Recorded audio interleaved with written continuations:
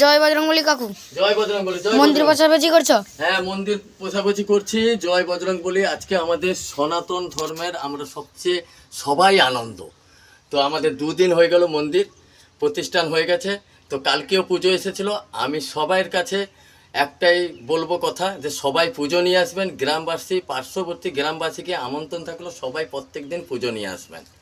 তো এখন পোছাপুছি করছি। এটা হচ্ছে মানে আমারই দায়িত্ব, সবাই দিয়েছেন।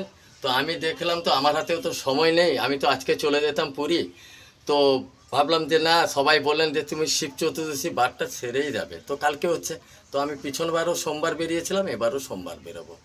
তো সবাই আমার পাশে থাকো, আমাকে আশীর্বাদ করো যে আমি যদি জগন্নাথের কাছে এই 2 পা হোক, সাইকেলে হোক পৌঁছাতে পারি।